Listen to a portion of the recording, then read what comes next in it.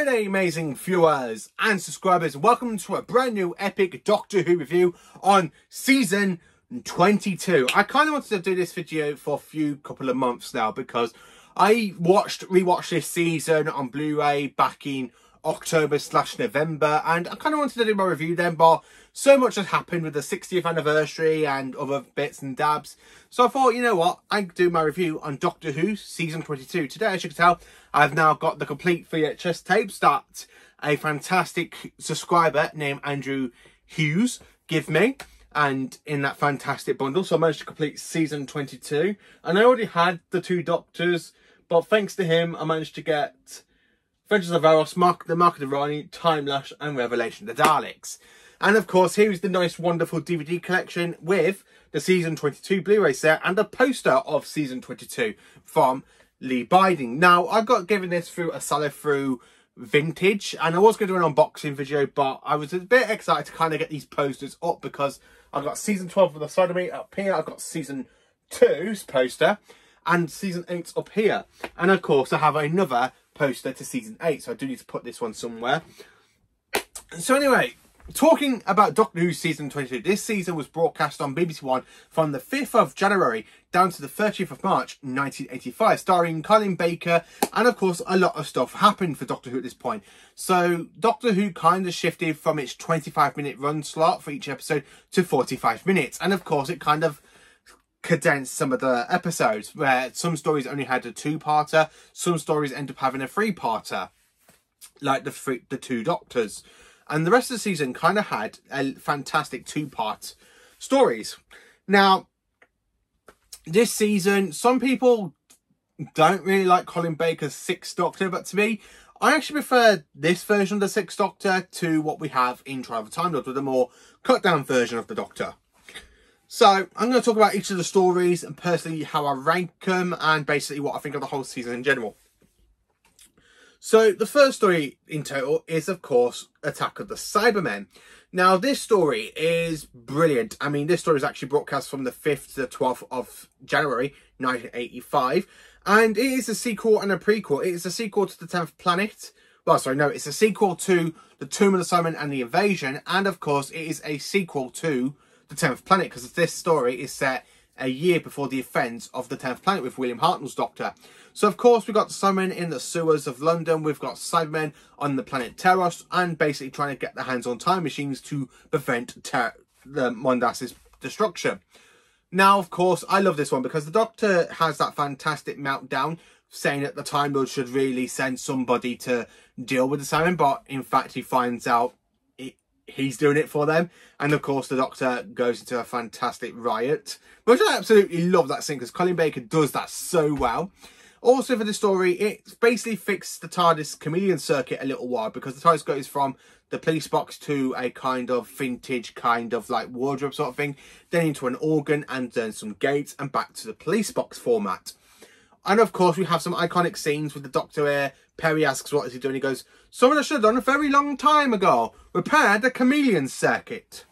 And of course this story sees the return of Terry Malloy, who also plays Davros in Resurrection of the Daleks and Revelation of the Daleks, which is later on in the season, as he plays somebody else. And of course we have the return of Linton. I actually do quite enjoy Linton in Attack of the Cybermen than I do for the Dalek story he did for the previous season.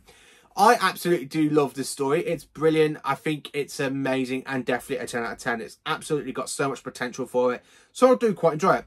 Story number 2 is, of course, Adventures on Varos. Now, the TARDIS is running out of Cytron 7. And, of course, the only planet for Cytron 7 is, of course, the prison planet known as Veros. And, of course, the Doctor materializes onto Veros. And, of course, we got a businessman named Syl, who's kind of a slug creature. And he does that kind of like laughing. The story itself is pretty gruesome and it's got some dark moments. And it really does something so great as well, because it gives us that kind of cliffhanger where we think the Doctor's dead because he just kind of collapses in this kind of homage sort of thing with the loads of sounds. You've got Perry there going, "Drink, Doctor, drink of water." And of course he goes, "Perry," and you just see Colin Baker's acting's done so well. The acid bath for part 2, brilliant. I love it. I love the way how the Doctor just wakes up and he goes, excuse me, and they're like that, and of course you got that fantastic scene where you got the other person coming out of the acid bath, grabbing another doctor, and literally the other one pulls him in, and of course the doctor goes, "Forgive me if I don't join you." I really love that scene. I really love it. Now, this is something like Big Brother was back then, because Big Brother wasn't a thing, but this kind of sets up like Big Brother and some other reality TV show things that happens in the later years.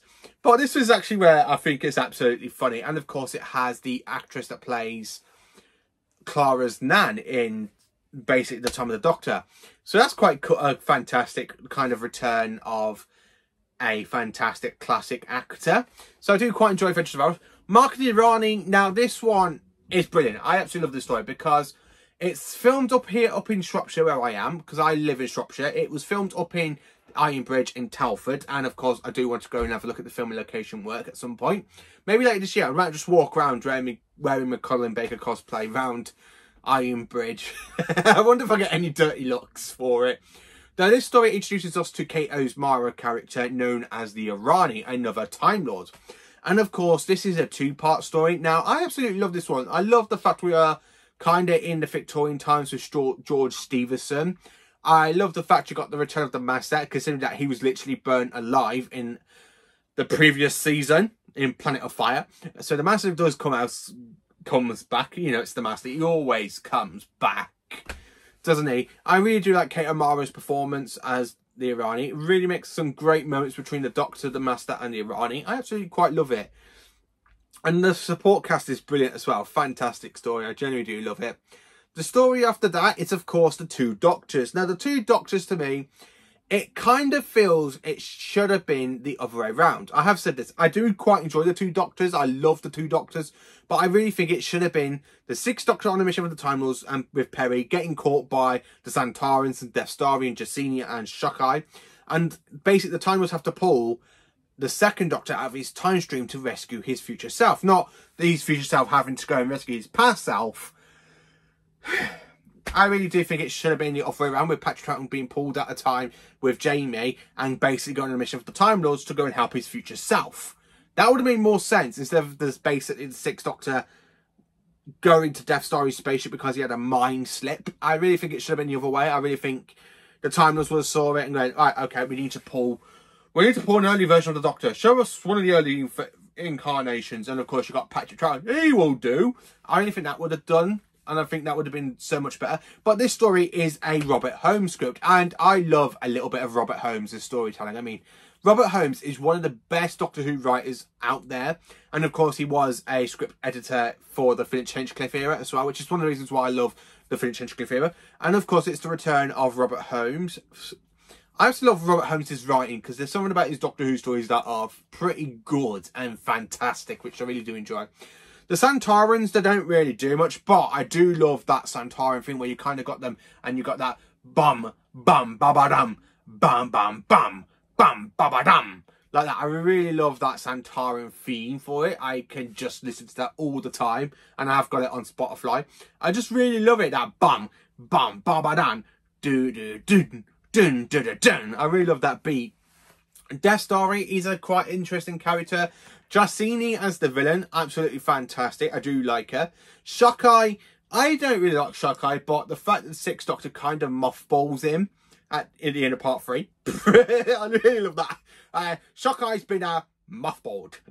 I really love that. The Androgom Second Doctor, brilliant. I love how the Sixth Doctor starts to get infected by a little bit of the Androgom James, and he goes, I'm becoming an Androgom. And then she pops his head in the water.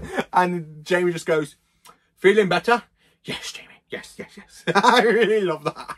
I really love Colin Baker's acting in this story. It's brilliant. I love the way they went to film in Spain for this one. I really love the filming location work. It really builds up for the stories. The Santarans are a little bit too tall in the story. But there again, I don't really mind that because these Santarans, I like the classic Santarans to the modern Santarans. And when I say the modern Santarans, I don't mean the ones that we see in Flux, because I love the ones in Flux. I mean the ones that we see from the Tennant era in Series 4. I really prefer the classic Santarans over the blue armoured ones. But I really love it. I just absolutely flipping love this story. Absolutely fantastic. Time Lash is next. Now, here's a little thing that might people get a little bit annoyed at me for. I actually do starting to enjoy Time Lash a lot more. I never used to like Time Lash, but considering that I rewatched it a few years ago when season 22 came out, and of course I watched it on DVD recently, and of course now I've got it on VHS, which really makes me want to go and watch it on VHS. I actually am starting to love Time Lash. I don't think it's not as bad as I originally thought. Now, the reason that really put me off Time Lash is because of the the whole terrible kind of, you know, special effects they use for it. But if you look past that, and of course with it being 1980s, I do quite enjoy it. I love the Borad. The Borad's really fantastic. I love the half human and the half Morlocks type creature. I love the Morlocks as well. I think that's fantastic. Very, very silly, but it's not as worse as the monster from Warriors of the Deep, the Merca. It's a lot better than the Merca, I have to be honest with you.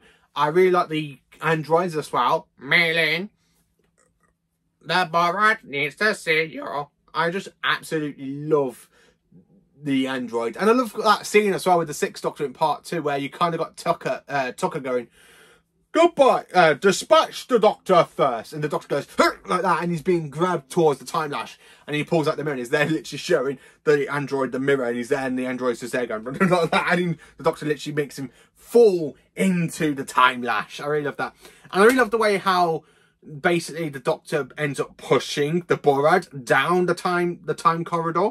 I really love that. And the Time Lash, basically. Time Lash, time corridor.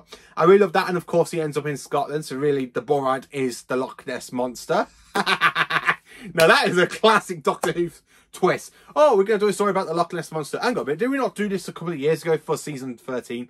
Nah, we just make the Borad the Loch Ness Monster. How does that sound? I'd love that. I really do love that. I really like to see whose idea this was. And of course, I really love the call back to Joe Grant and of course John Pertwee, especially when they smash the mirror and John Pertwee comes out from the mirror. I really love that. And I love how they go, who is that? The Doctor goes, me. And of course, you got Herbert, and he goes, you've changed a bit. Yes, I have, haven't I? Yeah, I have changed quite a lot since then. I mean, that was 2-3 regenerations ago. I really love Colin Baker's performance in that one. I really love it. I really do start to enjoy Time Lash. And of course, we have Revelation of the Daleks. Now, this one, I never used to quite like this one growing up because I always found it a bit too dark. But since I kind of got out of the teens and start becoming a proper adult with me now being 27, I flipping love this story. I cannot get enough. The dark storylines, absolutely fantastic. The gruesome scenes with Davros basically admitting he's turned dead people into food and feed them back to the world population. Very, very dark stuff for Doctor Who. I really love the Daleks in this one. I love the Necros Daleks. It's so good to see a different type of Daleks, but white and gold, yeah, okay, just kind of work. I mean, the white and gold scheme does stay around until season 25 when the Imperial Daleks come into it. The Necros Daleks look absolutely brilliant. I do quite enjoy the Necros Daleks. The real Daleks of Skaro do end up coming in at the end of part 2 to rush Davros and basically take them to Skaro. And of course, we do find out it does lead into a Dalek civil war a couple of seasons later. About 3 seasons later. But I do quite enjoy this story. I really like the whole gruesome sticks. Mr. Gerbil is an idiot. I really don't like him. But the fact that woman stabs him in the chest and he's there going, ah! Like that. Really camp death scene. Where he she literally just stabs him and goes, I hate you. Like that. I really like that bit. And I really like the way how he literally goes, like that. And of course his wig comes off at the end. And they're going, yeah, that's very, very campish stuff for the 1980s. Very, very campish. I really love it though. I do quite enjoy this story. I absolutely love it. Season 22, for me, it is in the top 10 seasons of Doctor Who. I absolutely flipping love this one.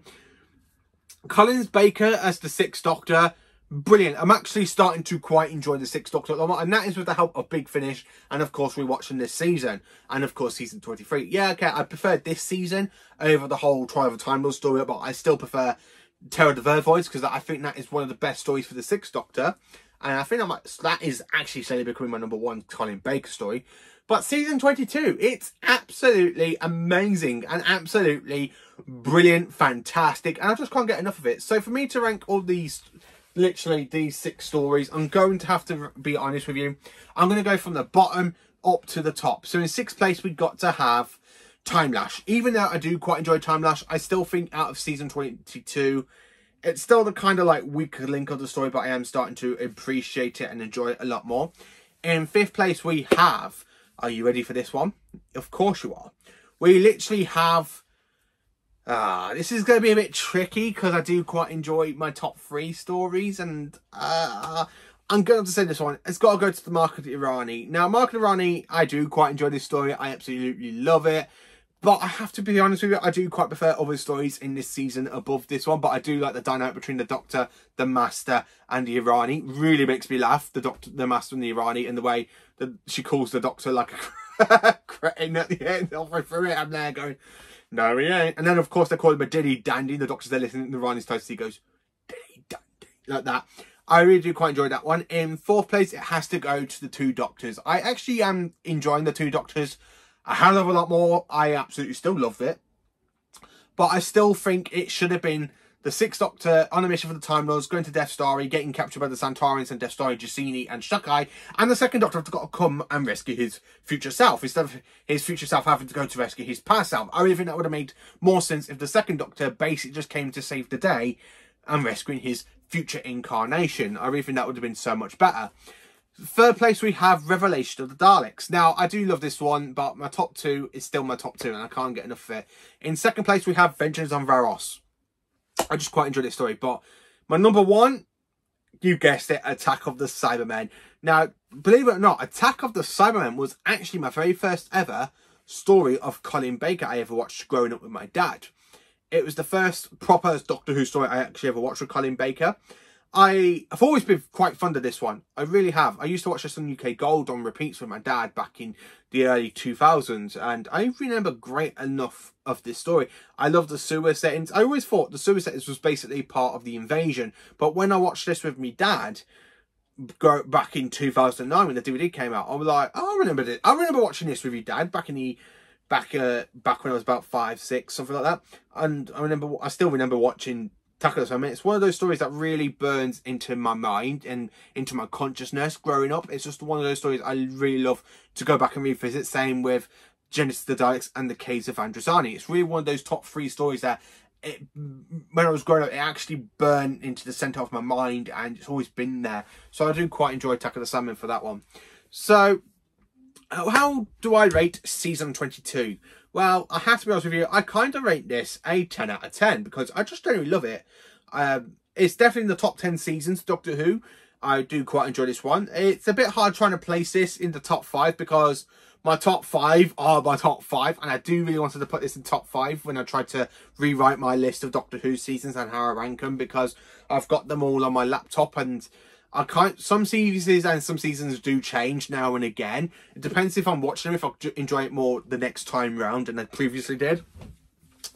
Apart from series 2, because series 2, I still don't like series 2. And I'm sorry to my best friend Jamie Arrowsmith, I just don't like series 2, and I am sorry to say that. I know series 2 is your favourite. I just don't really like series 2. I really can't stand series 2. But season 22, brilliant. It's amazing. Definitely in the top 10. I still need to work out where I'm putting it. I don't know if it's going to be in 6th or 7th place, but yeah, I did actually quite enjoy watching this back in October, November time. So let me know in the comments, what do you think of season 22? Is it one that you enjoy? Is it one you don't enjoy? Let me know in the comments. Please do like, subscribe and share, and join me for more awesome Doctor Who content.